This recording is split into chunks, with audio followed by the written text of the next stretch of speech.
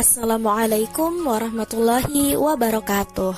Perkenalkan, kami dari kelompok 5 dengan saya sendiri Nova Eliza dengan NIM 21317100046, rekan saya Muhammad Ridha Daudi Kosidi 21317100001, dan Nurhaliza Suraya dengan NIM 21317100087. Kami akan membawakan materi tentang fungsi dan peranan lembaga keuangan syariah dan lembaga keuangan non-bank dalam perekonomian. Harap disimak baik-baik ya teman-teman. Bank syariah. Bank syariah adalah bank yang aktivitasnya meninggalkan masalah-masalah riba. Dengan demikian, penghindaran bunga yang dianggap riba merupakan salah satu tantangan yang dihadapi dunia Islam dewasa ini.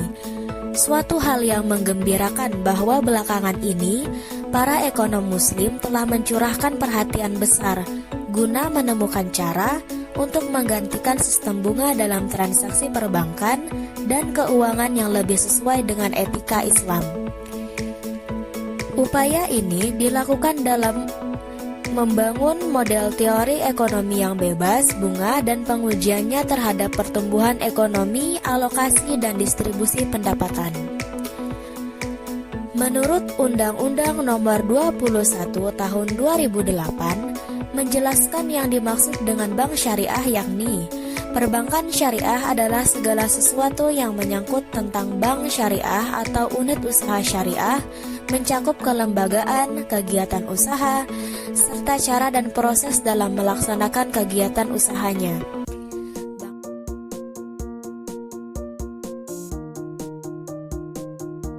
Bank syariah adalah bank yang menjalankan kegiatan usahanya berdasarkan prinsip syariah dan menurut jenisnya terdiri atas bank umum syariah dan bank pembiayaan rakyat syariah.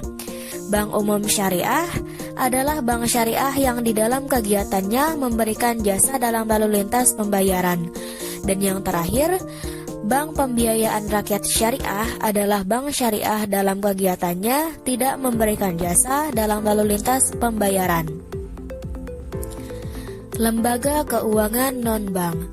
Lembaga keuangan non-bank adalah semua badan yang melakukan kegiatan di bidang keuangan yang secara langsung maupun tidak langsung menghimpun dana, terutama dengan jalan mengeluarkan kertas berharga dan menyalurkan dalam masyarakat guna membiayai investasi perusahaan untuk mendapatkan kemakmuran dan keadilan masyarakat.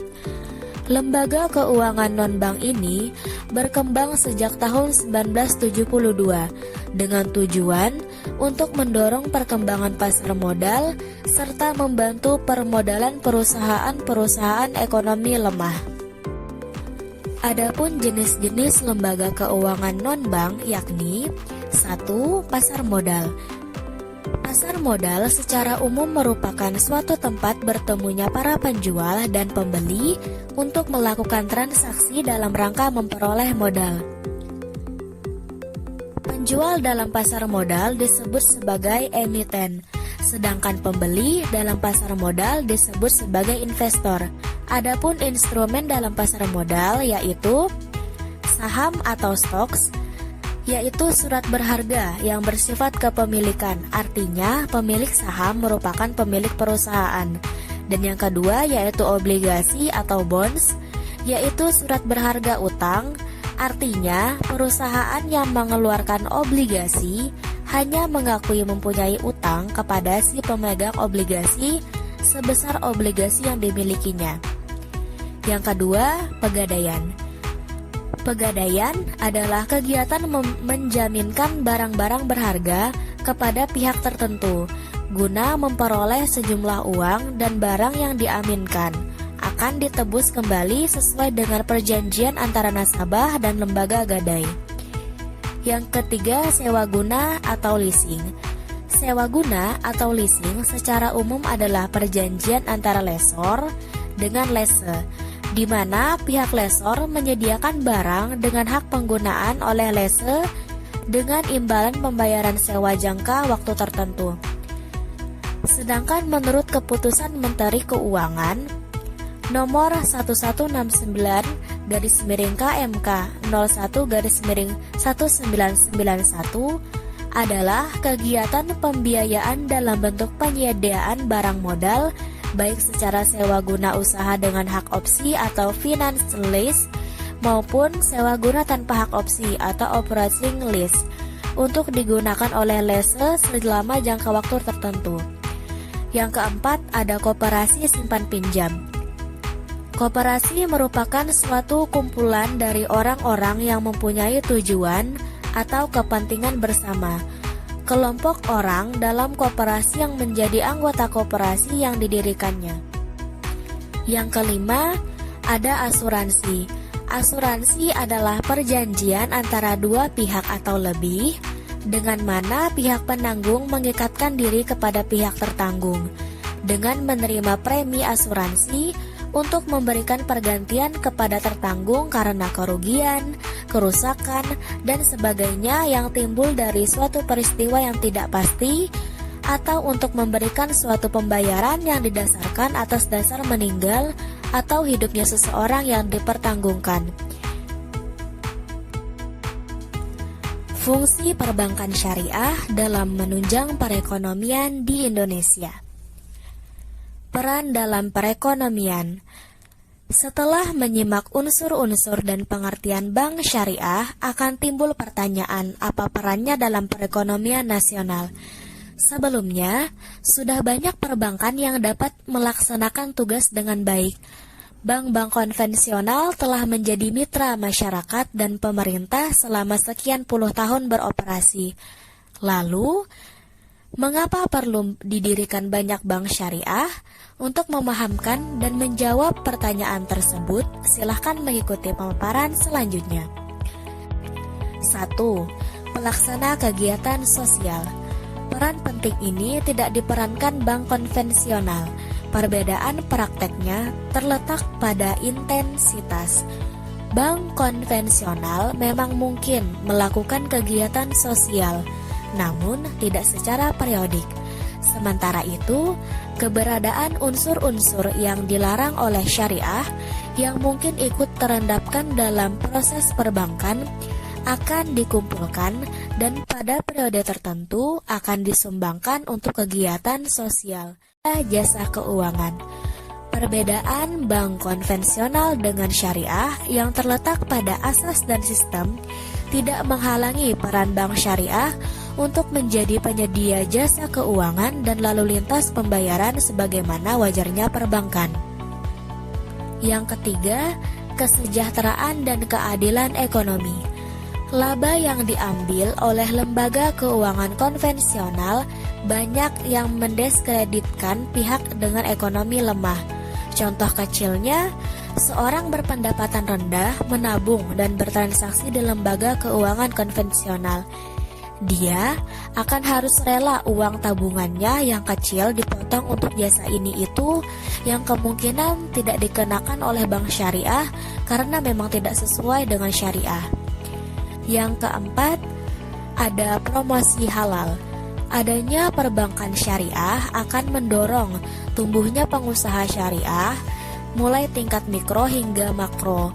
Selain mempromosikan benefit-benefit yang fair di perbankan syariah, promosi halal juga akan menaikkan investasi karena keuntungan yang didapat lebih transparan dan merata.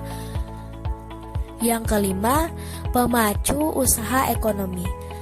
Segala kemudahan yang disediakan oleh perbankan syariah akan menjadi pemacu masyarakat yang memiliki niatan berusaha. Usaha di sini diartikan mendirikan suatu badan usaha atau unit usaha ekonomi yang menghasilkan peluang kerja dan pendapatan. Fungsi dan peran dari lembaga keuangan non-bank.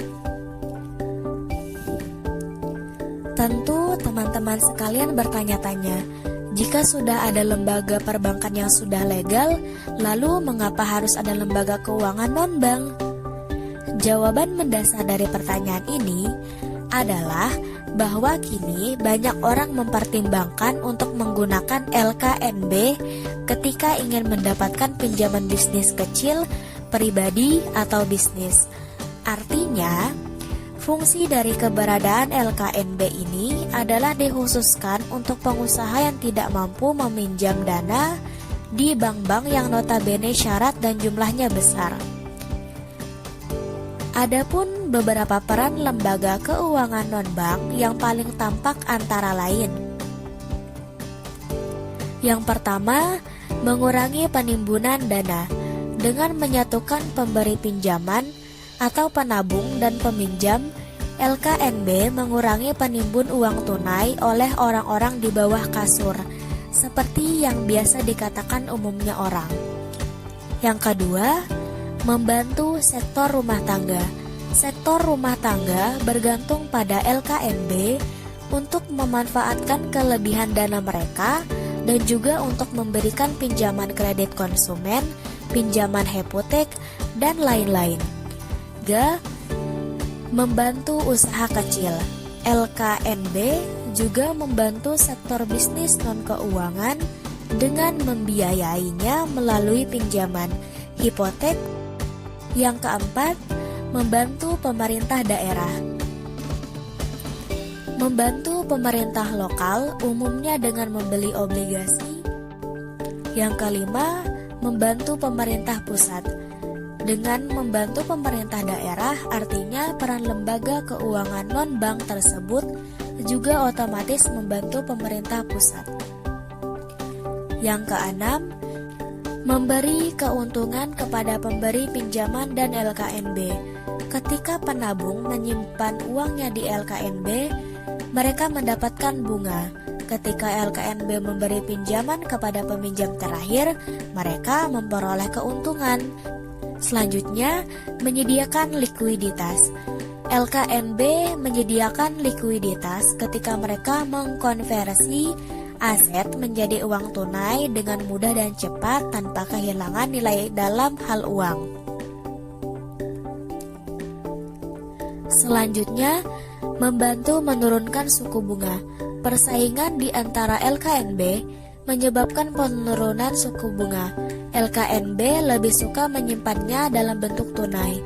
LKNB pada gilirannya menginvestasikannya dalam sekuritas primer. Akibatnya harga sekuritas dinaikkan dan suku bunga turun. Selain itu, ketika orang menyimpan kepemilikan tunai mereka di LKNB yang aman dan likuid, permintaan uang turun sehingga menurunkan tingkat suku bunga. Nah, teman-teman, jadi itu tadi penjelasan dari kelompok kami tentang fungsi dan peranan lembaga keuangan bank syariah dan lembaga keuangan non-bank dalam perekonomian. Jika ada salahnya, kami mohon maaf yang sebesar-besarnya, dan apabila ada benarnya, semoga bermanfaat bagi kita semua. Akhirul kalam, saya ucapkan wabillahi taufiq wal hidayah. Wassalamualaikum warahmatullahi wabarakatuh.